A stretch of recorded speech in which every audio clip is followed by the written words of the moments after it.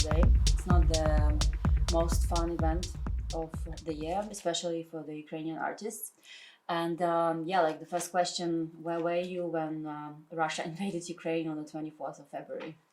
So we were both in Kyiv at home, and I was awake at 5 a.m. when I heard the first explosions.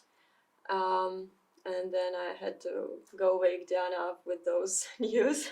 Yeah, actually, it's kind of ironic because I was just talking to my friend from Berlin, right, like maybe 5 hours before I was going to sleep, and I was like, nobody's going to invade Kyiv, Yeah. and then I wake up to the explosions, and that happened. Yeah, and Diana, it's not the first time that your family is experiencing the war. And your family is from Syria, right? My dad is Syrian, and he's actually been living in Libya for like 25 years. So not only Syria, it's also Libya. Yeah. And I've been witnessing all these wars. And my Syrian family, most of them didn't manage to escape the war because they had to stay there. The whole community was there, and now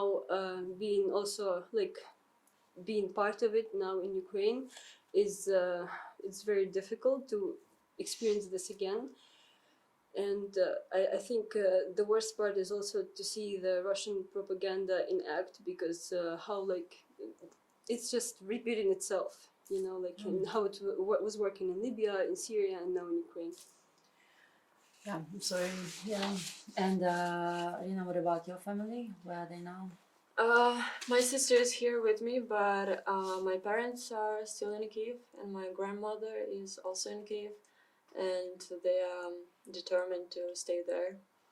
Mm-hmm. And like Kyiv is also it's your home that you just left, and Ukrainian scene, the Kyiv scene especially, has been really supporting you. How has this scene influenced you as an artist and like as a person? Well, from my point of view, is that they have not only shared and nourished those values, but also are trying to cultivate them within and beyond their community. Yeah. And that influence can be traced with how we communicate, with how we create, how we educate each other. So it's a long and ongoing change. Yeah. And I think what I'm learning from them as well is to be and continue to be a part of that change. Yeah. And why do you think this war is not just Ukrainians' problem, but it's everybody's problem now? Well, because first of all, it's a war against humanity, and it just happened to be taking place in Ukraine for now, but it has been happening and is happening in a lot of countries around the globe. And I think if we're all willing to acknowledge it, to take responsibility for the world we live in, then we can protest, we can do a lot more together for something like this to hopefully never happen again. Yeah. So that's what I feel. Why I feel that it is a tragedy for everyone, because it will keep happening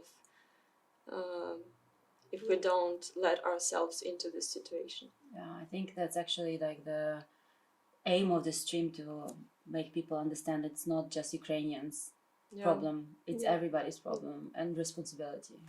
And my hope is that with what's happening right now, we'll be able to support also other countries and other people who are suffering. And again, hopefully this will not happen again, but history just shows otherwise. Yeah, you know better than anyone else. Thanks, girls, and Thank you. Enjoy your set. Thanks. Thank you.